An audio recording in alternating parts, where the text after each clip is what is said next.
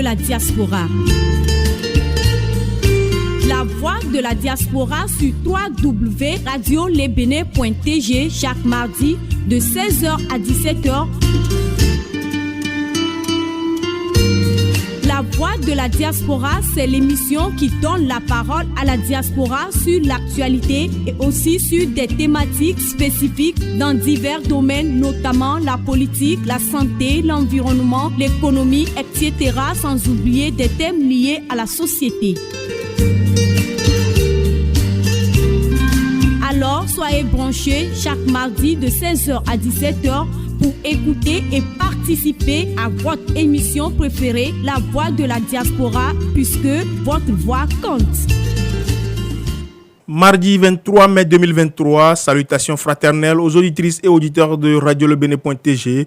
Content de vous savoir très nombreux à l'écoute de l'émission La Voix de la Diaspora, une émission qui s'anime tous les mardis de 16h à 17h sur votre radio préférée, www.radiolebene.tg, la première radio en ligne au Togo depuis 2009.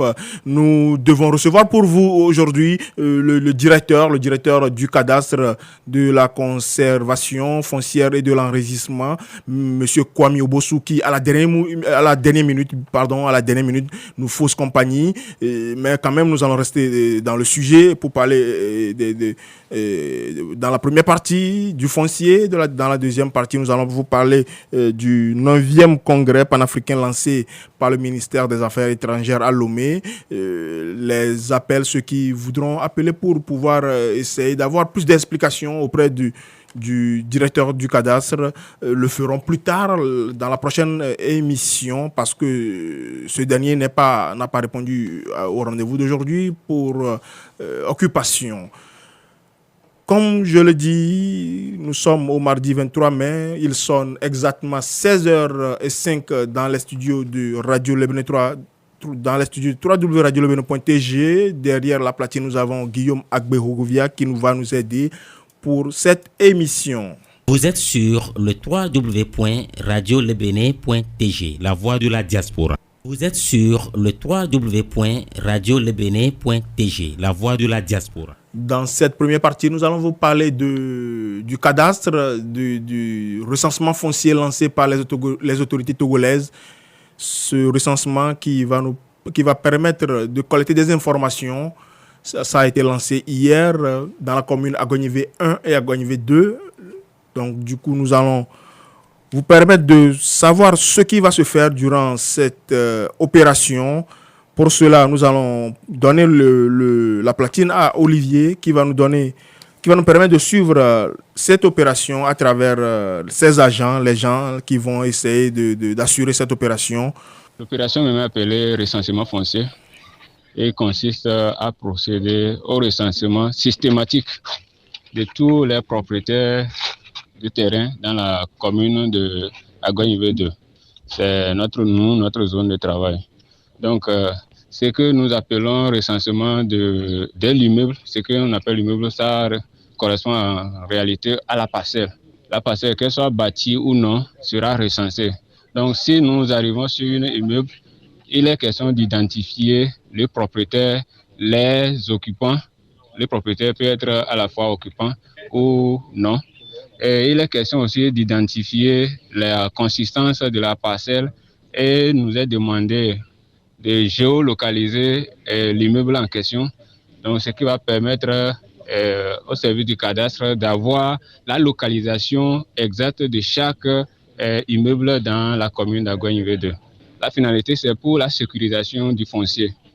Vous n'êtes pas sans savoir les problèmes du foncier dans notre pays, que ce soit à la justice ou bien entre les collectivités, les communautés, ce n'est que des difficultés. Donc, cette opération va permettre au cadastre d'avoir une identité sur chaque parcelle, ce qui va atténuer tant soit peu la reconnaissance ou bien l'identité de la parcelle et des occupants ou bien du propriétaire de la parcelle. Ce n'est pas une opération qui permet de résoudre les conflits fonciers qui existent, mais ça va contribuer à sécuriser alors le foncier dans notre pays. en plus du recensement ou bien de la collecte des informations sur, par exemple, l'identité du propriétaire ou bien des occupants, la consistance des parcelles, il nous a aussi demandé de relever les parcelles qui ne sont pas identifiables ou bien qui ne sont pas matérialisées pour l'instant sur le plan cadastral. Je vous explique un peu. Le cadastre a fait des opérations de levée par vol aérien et ils ont procédé à la restitution des parcelles. Donc, c'est un travail de traitement des données qui ne peut pas vraiment restituer l'opération, bien la réalité du terrain. Donc, nous, dans notre opération, au fur et à mesure qu'on avance sur le terrain, nous allons constituer et constater les parcelles qui ne sont pas encore restituées sur le plan cadastral. À partir du plan, nous allons nous munir des plans de cadastre actuellement. Et en observant le plan et la réalité des terrains, on peut savoir si ici, il y a une parcelle qui n'a pas pu être identifiée dans la restitution du cadastre. Donc, il y a des opérateurs topo qui vont venir ou bien vont suivre ceux qui collectent les informations. Et au cas où nous identifions une telle parcelle, ils vont procéder alors au lever, proprement dit, de ces parcelles et reverser les résultats au cadastre qui va permettre d'actualiser le plan cadastral actuel.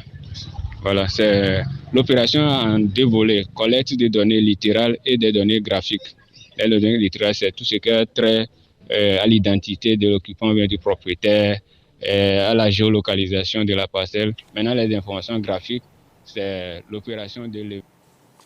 Selon les responsables de l'Office togolais des recettes et du cadastre, cette opération a pour objectif de constituer une base de données sécurisée des biens fonciers actualisés, les données cadastrales et favoriser un meilleur adressage du plan de développement urbain et de ces communes. Nous allons remettre la parole à un agent qui est censé faire les opérations, il va nous expliquer un peu ce qui va se faire. Okay, notre objectif sur le terrain, c'est d'aller vers les propriétés des parcelles, discuter avec eux pour avoir des informations nécessaires.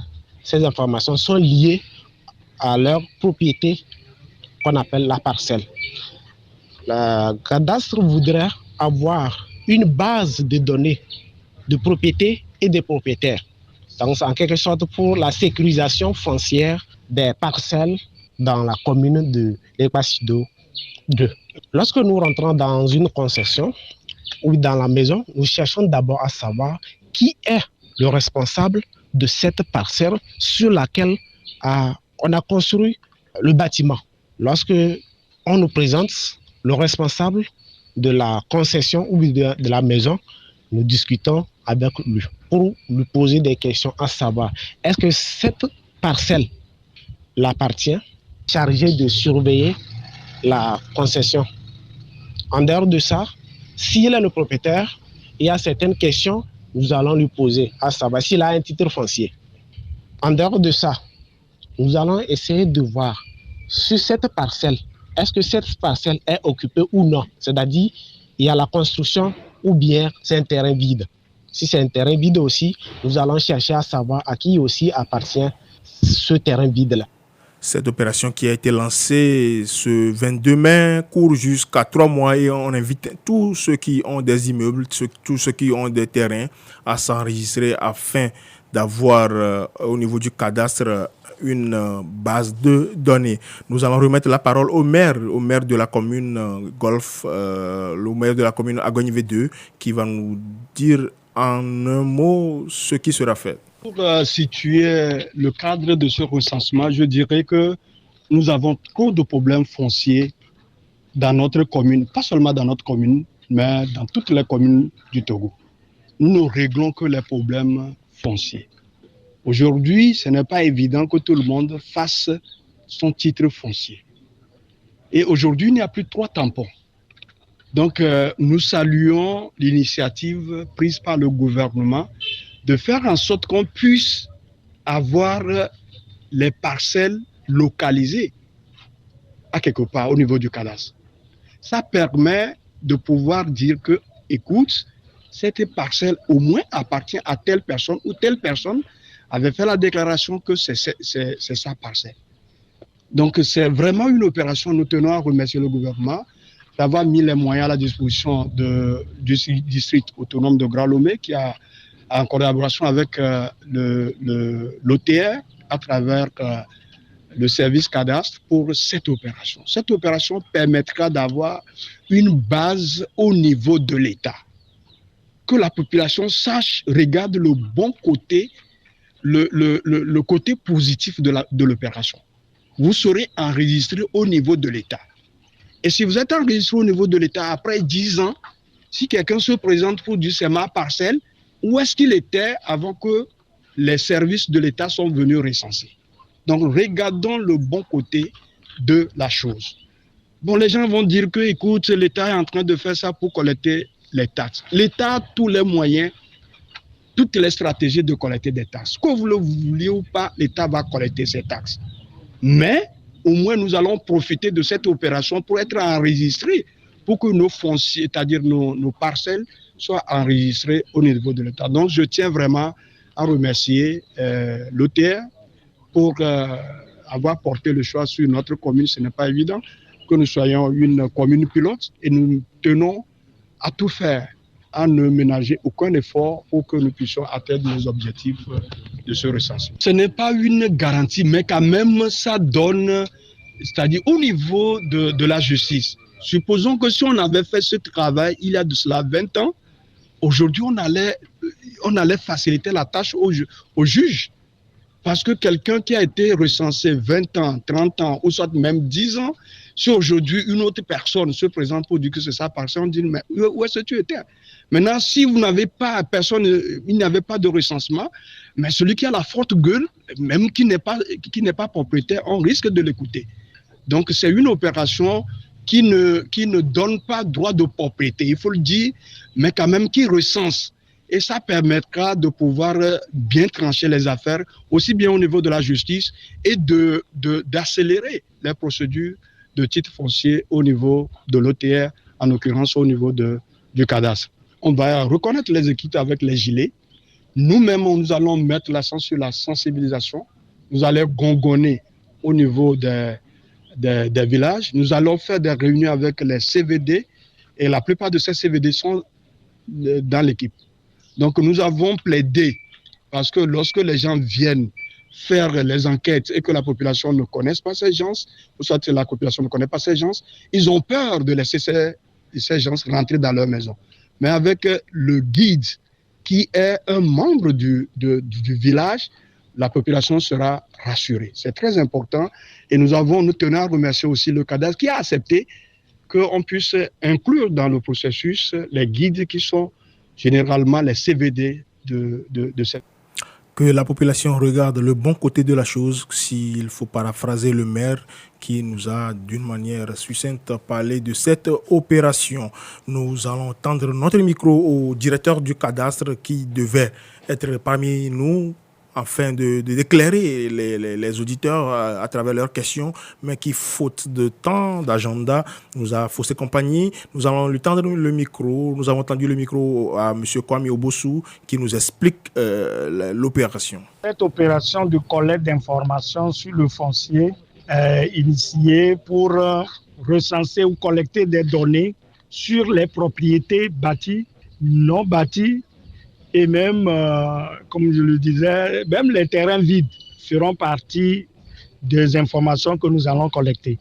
En ce qui concerne les immeubles que nous allons sillonner, collecter les informations, il s'agissait de voir la description de l'immeuble. Cet immeuble s'est bâti sur quelle superficie? Il y a combien de pièces? Quelle est la consistance de l'immeuble? Cet immeuble est destiné à quoi? Est-ce que c'est une habitation? Est-ce que c'est à usage commercial ou à usage mixte? Ça fait partie des données qui seront collectées dans le cadre de cette opération. La surface totale occupée par l'immeuble. Si c'est un immeuble à étage, on va faire la somme de la surface du rez plus des autres étages. Et donc, c'est des informations qui vont au-delà de ce qui est généralement collecté par d'autres opérations. Et le but, c'est de sécuriser les fonciers, d'éviter les conflits. les conflits liés aux limites, les conflits liés aux doubles immatriculation, etc., en collectant ces informations, en géolocalisant, disons, en recherchant les informations sur les limites, cela rassure et cela permettra de limiter les conflits. Et en plus de cette opération de collecte, nous allons géoréférencer également les anciens titres qui sont créés avant 2007. Il faut dire qu'avant 2007, les titres fonciers qui étaient créés n'étaient pas dans le même système qu'on utilise actuellement. Puisque la technologie a évolué, il fallait qu'on ramène les informations des anciens titres dans le nouveau système afin de sécuriser, comme je le disais, le foncier. Et ça va aider pour l'adressage également de rues et des maisons. Vous savez qu'aujourd'hui, ce n'est pas facile de circuler. Avec la géolocalisation des maisons et des rues, ça permet d'avoir plus de facilité plus tard pour ça. Lancé ce 22 mai dans la commune Agonivé 1 et Agonivé 2 comme commune pilote, les propriétaires d'immeubles répondent déjà à cette opération. Écoutons un propriétaire qui s'est prononcé à nos micros. Il y a un ami qui est à Londres, celui qui m'a appelé d'abord. Il me dit qu'il y a quelque chose dans la commune, dans les communes Agoué 1 et Agoué 2. Bon, j'ai dit que je n'étais pas au courant, mais il m'a donné un numéro. J'ai appelé, on m'a dit que c'est dans Agoué 1. Il m'a demandé si j'aime le numéro de mon titre foncier. J'ai donné le numéro. Il m'a dit que ça doit être entre à cheval, entre Zior et le Bassitou, machin. Effectivement, c'est après la nouvelle station CEB ici, là. OK. Alors, on m'a dit que de passer ici, de passer à la mairie à Gouet 2. Donc, je suis venu de Baguida comme ça. Ayant un peu le communiqué. Effectivement, c'est précisé dans le communiqué que bon, ceux qui détiennent des titres fonciers peuvent venir se faire enregistrer. C'est effectivement pour ça justement que je suis là, pour faire enregistrer notre titre foncier. J'ai eu gain de cause, j'ai vu les agents du cadastre qui ont demandé à voir mon titre foncier, le titre foncier, il leur a remis. Et il a pratiquement géoréférencé. Ceux qui détiennent leur titre foncier, bien évidemment, retenez-vous bien, ce sont des titres fonciers de avant 2007. Ceux qui ont leur titre foncier après 2007 sont exemptés de cette opération. Après Agonivé 2 et Agonivé 1, cette opération sera sur l'étendue du territoire pour pouvoir essayer de ratisser large et faire participer toute la population togolaise. Nous invitons aussi tout le monde à essayer de s'enregistrer pour pouvoir essayer de mettre fin au problème foncier. Nous allons donc remettre la platine à Olivier qui va essayer de nous conduire dans la deuxième partie de cette émission qui va concerner le lancement officiel du 9e congrès panafricain à Lomé. Nous vous reviendrons dans la deuxième partie de cette émission.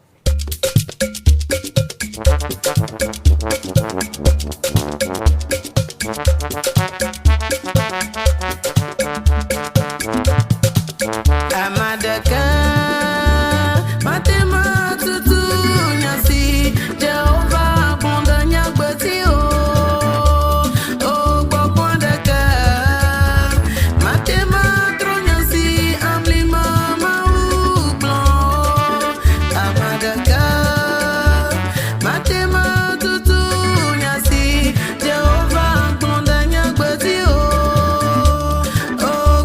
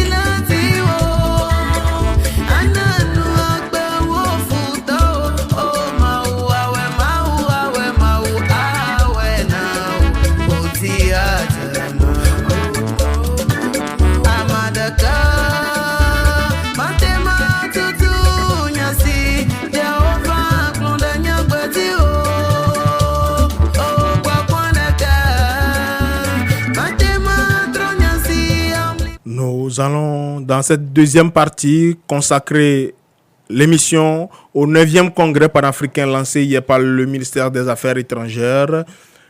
C'est ce congrès qui aura lieu en 2024, dont le lancement officiel des travaux ont été faits hier à Lomé en présence des acteurs, en présence des ministres des Affaires étrangères venus de divers horizons.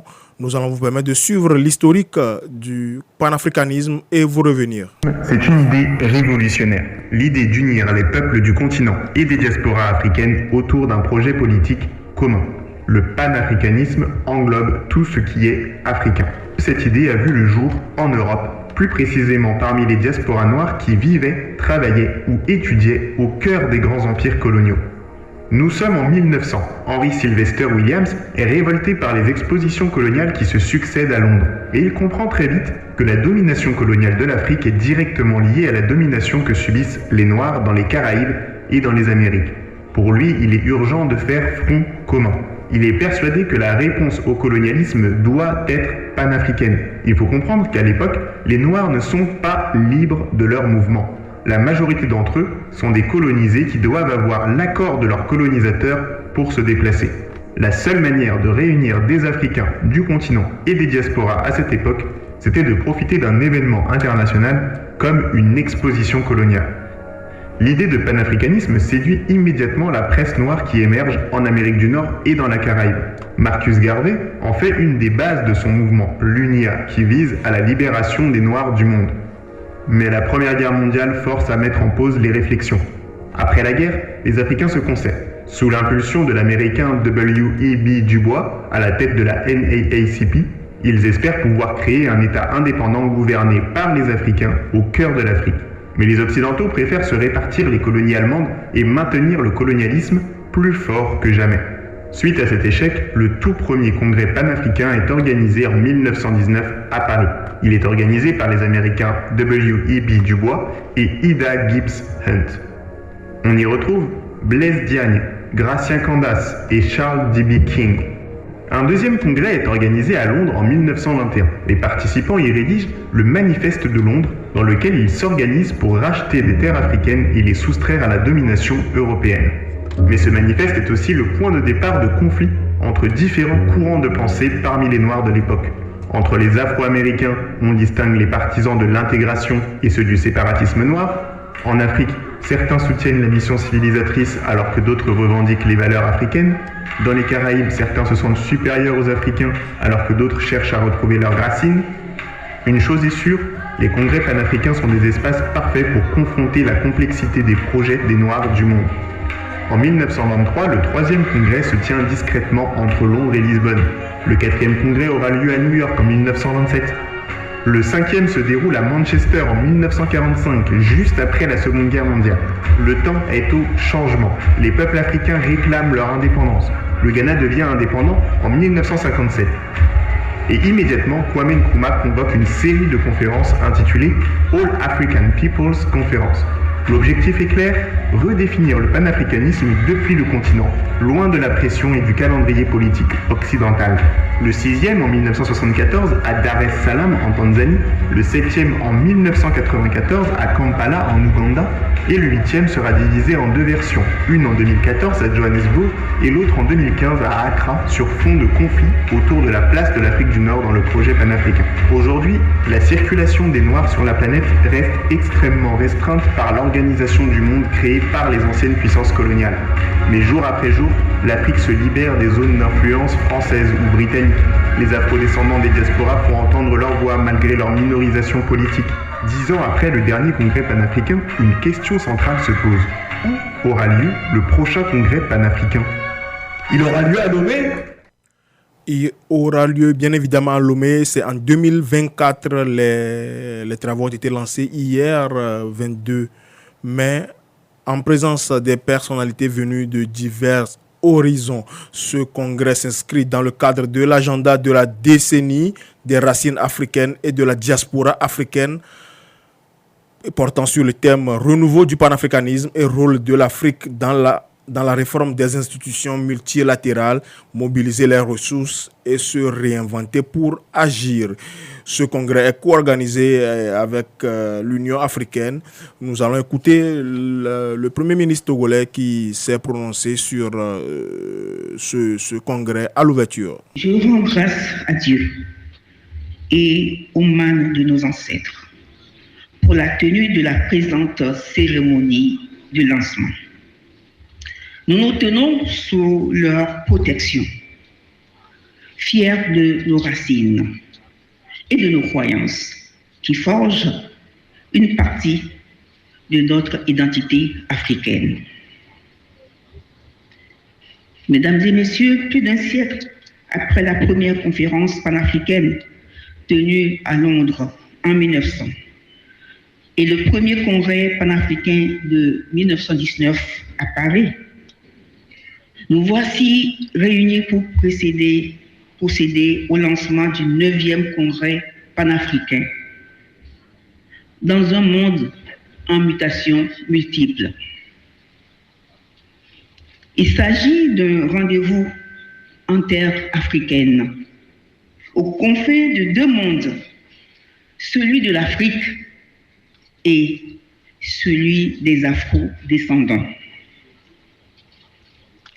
Chers frères et sœurs, soyez donc les bienvenus en terre togolaise, plus précisément à Lomé, notre belle capitale, Ouezon, d'habiter à tous.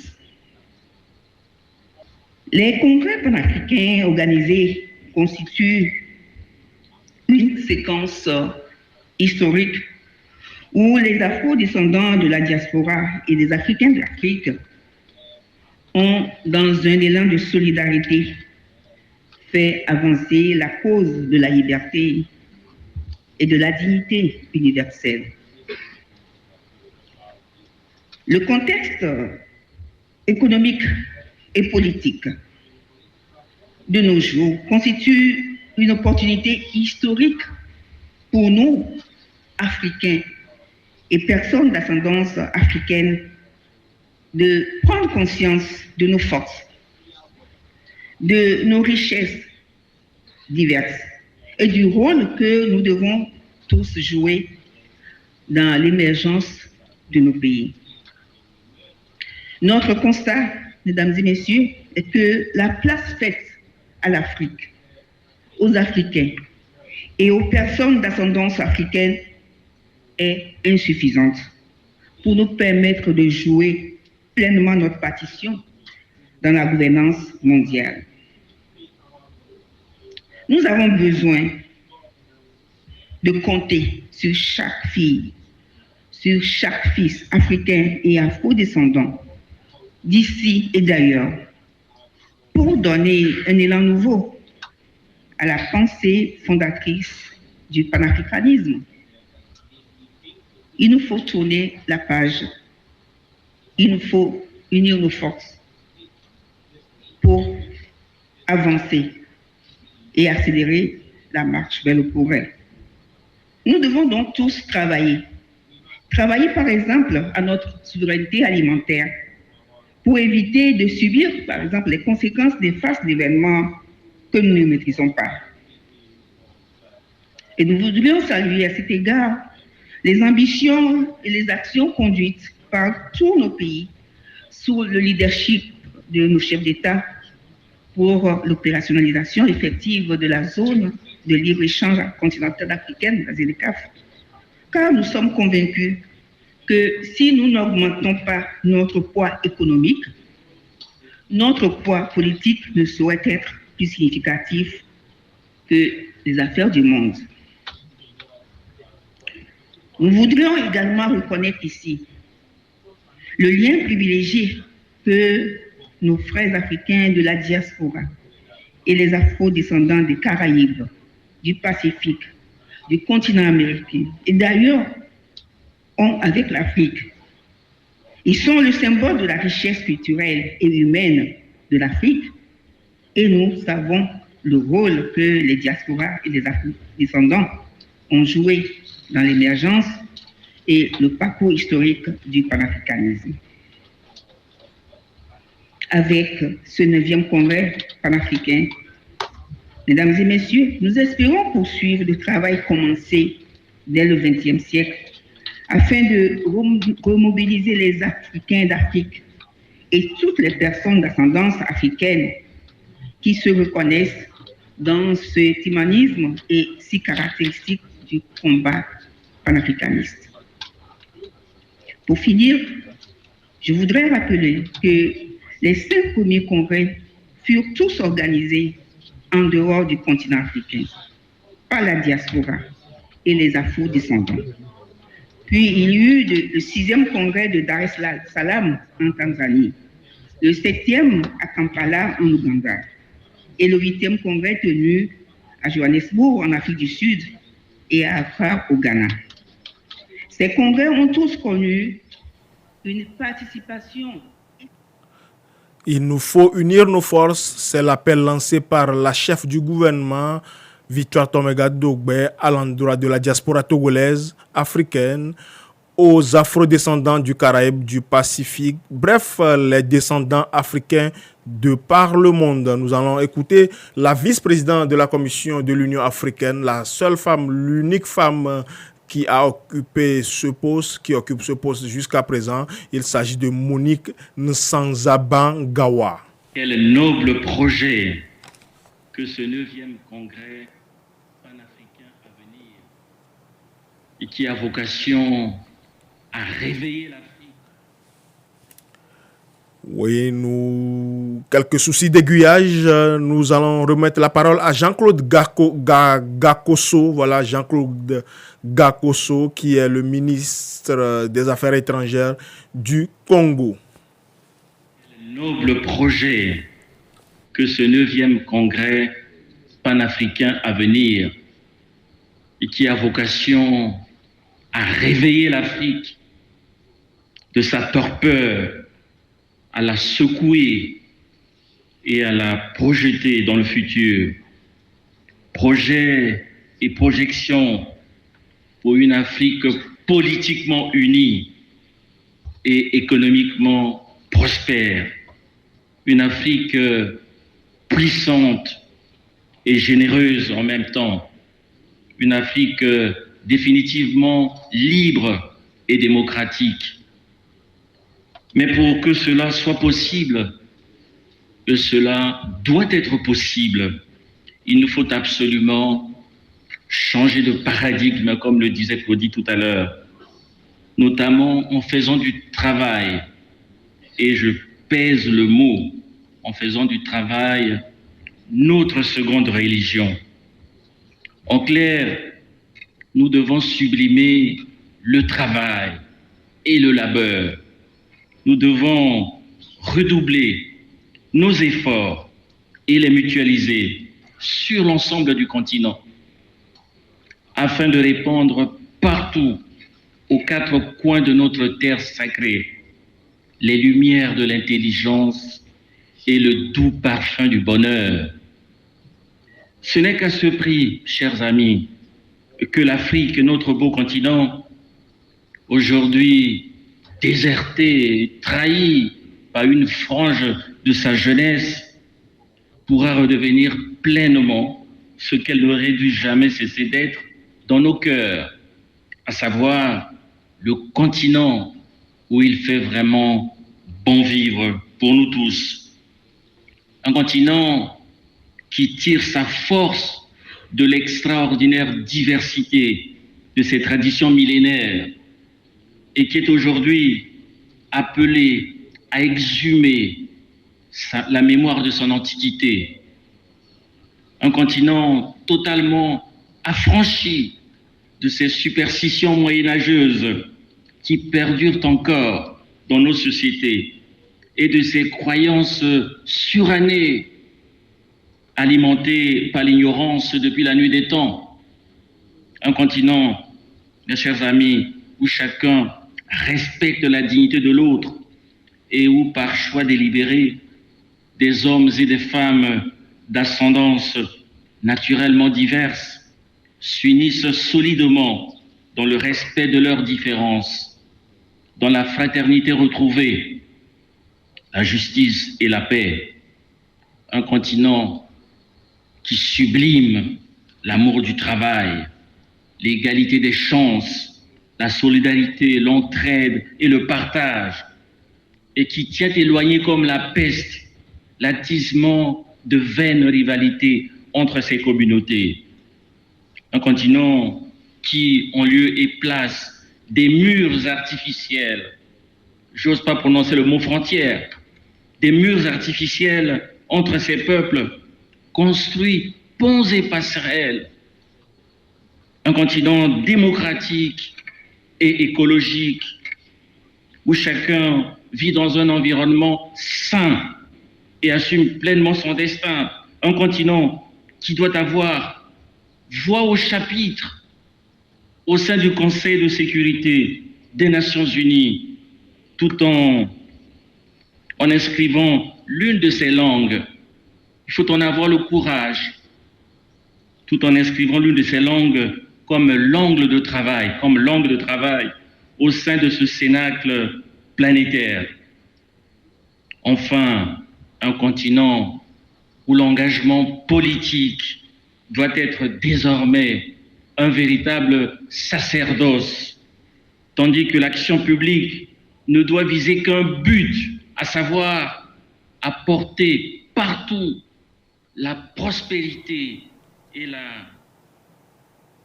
À l'instant, Jean-Claude Gakoso, ministre des Affaires étrangères du Congo, qui était là lors de la cérémonie officielle de lancement et de présentation du 9e congrès panafricain qui a eu lieu à Lomé ce 22 mai 2023. Il y a eu des parterres de personnalités qui sont venus au cours de cette cérémonie de lancement. Nous allons maintenant remettre la parole à la vice-présidente de la Commission de l'Union africaine, la seule et unique femme qui a occupé ce poste jusqu'alors. Il s'agit de Monique Nsanzabagawa. À cette occasion, nous saluons avec une haute appréciation les efforts et les progrès accomplis par la République togolaise pour mettre en place le Haut Comité chargé de l'agenda de la décennie des racines et diasporas africaines, dont la 5e réunion virtuelle s'est tenue le mois dernier. As African unity turns 60, and as we work to realize the vision of Agenda 2063, I must emphasize the importance of the diaspora as a stakeholder. As Africans, we have a unique opportunity to harness what was implemented to impede our progress to achieve the exact opposite. My brothers and sisters of African descent, we would not be here today, 60 years later, had it not been for your efforts. Your role is earmarked in our Agenda 2063 aspiration number 5, which calls for an Africa with a strong cultural identity, common heritage, shared values and ethics, featuring Pan-Africanism and consciousness of African peoples and her diasporas. As we close off the first 10 years of the implementation of this agenda, Agenda 2063, and look to the second 10 years, I challenge you to see how you can be part of this important process. We need you. I'm delighted, my dear brother, Professor Dussé, Honorable Minister of Foreign Affairs of Togo, to take part in this ceremony. It's great to see the commitment by our member states to realize the wishes expressed in the recent Assembly of the Union. The mandate is clear and could not be more timely to launch this process in May as the continent, crowned by the African Union, celebrates its 6-year journey towards African unity on 25th of May. Your Excellency, Professor Robert Dussey, Excellencies, launching the process of convening the 9th Pan-African Congress starts in 2023, the year whose theme for the African Union is Accelerated Implementation of the FCFTA. This is a serendipitous coincidence. The ambition of the Pan-Africanism now meets the realistic and impactful objective of operationalizing the free trade area across our dear continent. Political aspiration is now further solidified with economic interests. Our economic liberation now is a continuation of political décolonisation. Monsieur le Président, Excellences, distingués participants, les décisions de l'Assemblée nous donnent la base solide dont nous avons besoin pour réfléchir sur le thème de notre prochain congrès africain. Nous commençons aujourd'hui et nous avons une année entière pour travailler dur pour sa réalisation. Nous avons pleinement confiance en votre leadership, Monsieur le Ministre, et sommes assurés du dévouement de la Commission de l'Union africaine à cet égard. Vous avez écouté Madame Monique Nsanzabangawa, qui est la vice-présidente de la Commission de l'Union africaine, qui s'est prononcée en anglais et en français. Cela témoigne aussi de cette émission, l'émission La Voix de la Diaspora, qui vous propose des éléments dans diverses langues. Nous allons remettre aussi la parole à Robert Dussey, le professeur Robert Dussey, qui est le ministre des Affaires étrangères, de l'intégration africaine et des Togolais de l'extérieur, qui va se prononcer sur ce 9e congrès en français et en anglais. Je vous laisse écouter, Robert Dussey. Les ministres chefs du gouvernement, Mesdames et Messieurs les présidents des institutions de la République togolaise, Madame la ministre des Affaires étrangères de la République d'Afrique du Sud, Monsieur le ministre des Affaires étrangères de la République sœur du Congo, Mesdames et Messieurs les ministres et chers collègues du gouvernement togolais, honorables députés à l'Assemblée nationale, Mesdames et Messieurs les chefs de mission diplomatiques et consulaires, ainsi que des représentants des organisations internationales accréditées auprès de la République togolaise, vénérés chefs traditionnels, Mesdames et Messieurs les invités spéciaux et acteurs du monde intellectuel, culturel, scientifique et politique, Mesdames et Messieurs les représentants du secteur privé, Mesdames et Messieurs les représentants des groupes possibles, Messieurs les maires, Mesdames et Messieurs les représentants des médias nationaux et internationaux, Mesdames et Messieurs, chers invités, chers invités en ligne, distingués invités, l'Afrique tout entière et l'Afrique des diasporas et afro-descendants ont leurs yeux tournés vers Lomé, où se tient actuellement, en ce moment même, la cérémonie de lancement solennel du 9e Congrès panafricain 2024 par Madame la Première ministre.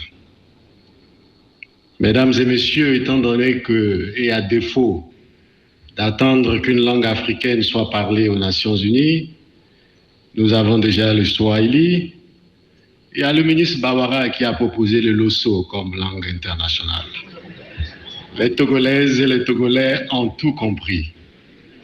Ladies and gentlemen, the foundation of the tradition of Pan-Africanism congresses is rooted in the desire for emancipation and the attachment of the people of Africa and Africa descent in the diaspora to what Aimé Césaire called the right to historical initiative, to be freedom and dignity of which racism and colonialism domination indubitably reflected the negation. Pan-Africanism was the precursor and most representative of the African anti-colonialist liberation movement that developed, as you know yourself, in the 20th century and was the intellectual, ideological, and political expression of the struggle of our peoples for freedom. People dominated in history by other peoples have always developed a strategy of resistance and collective survival, and Pan-Africanism has been a movement of collective hope for Africa in its diaspora and Afro-descendant. A very deep feeling animated them all, that of being of all African interested in the same cause, just as Kwame Nkrumah says, all people of Africa descend, whether they live in North or South Africa, South America, in the Caribbean, and in any other part of the world, are African and belong to the African nation. Or better, Mr. George Padmore affirms the idea of Pan-Africanism arises first as a manifestation of fraternal solidarity between African and people of African descent. Ladies and gentlemen, the decision to hold the 9th Pan-African Congress in 2024 in Lomé responds both to the concern to ensure historical continuity to the Pan-African movement and to reaffirm its paradigm importance in the current world in decomposition and recomposition. La part faite à l'Afrique dans la marche du monde aujourd'hui est inacceptable.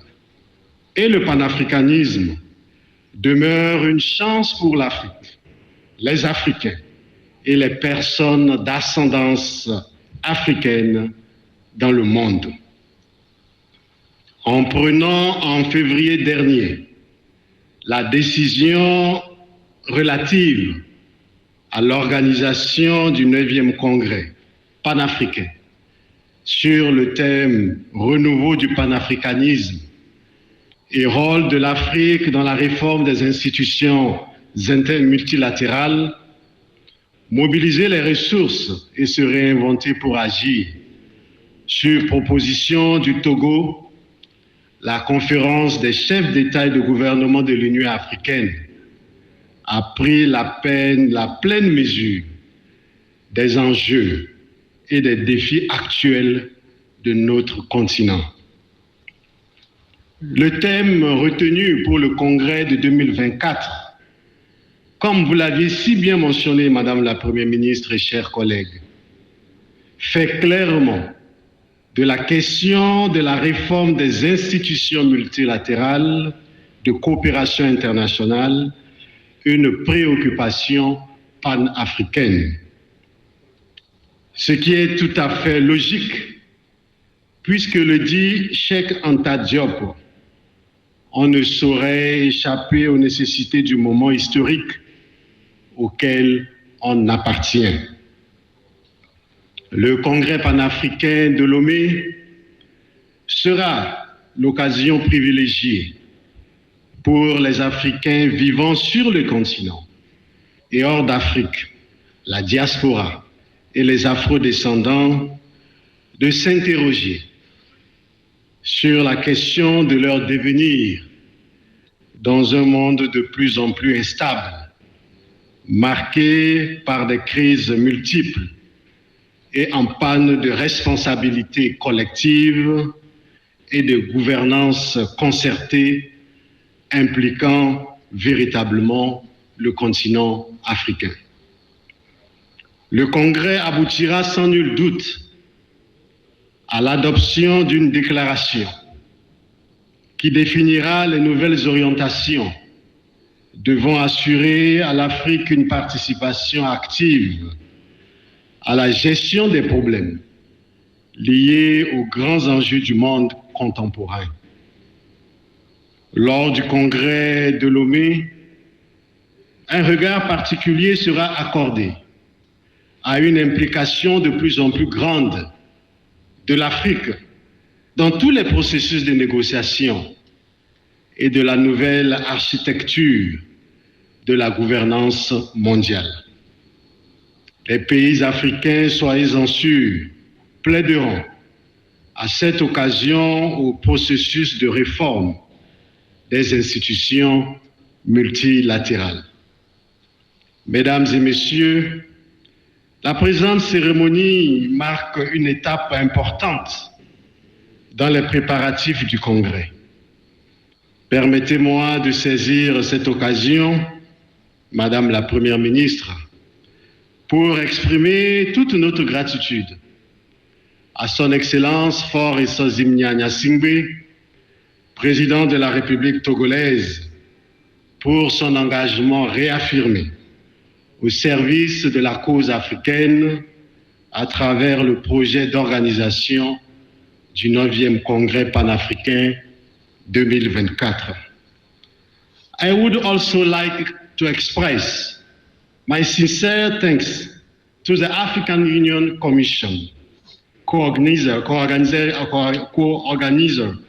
of the Congress, to the High Committee responsible for 2021-2031 Agenda, Decade of African Roots and African Diaspora, and to the other actors concerned for the commitment to serving the continent and the Pan-African cause. The tone to set today and the countdown begins, leading us gradually towards the holding of the Congress. Several activities will be carried out in the coming months and will consolidate the achievements of the preparation underway. This will include, among others, the installation meeting of the members of International Committee of the Congress, the International Mobilization and Communication Campaign, the installation meeting of the subcommittees in charge of thematic work of the Pan-Africanism Revival Tour through several countries. To conclude, I would like to invite every African to take ownership of the question of the future of Africa in history and to work more so that we can together breathe new dynamism into the African Renaissance in the movement of Pan-Africanism. It's appropriate to recall these grandiose words from, once again, Kwame Nkrumah. Kwame Nkrumah said, the resources are there. It's up to us to mobilize them, to devote them to the active service of our peoples. If we do not do this through concerted effort, we film the framework of our common planning, we will not progress at the pace demanded by today's events and the will of our people.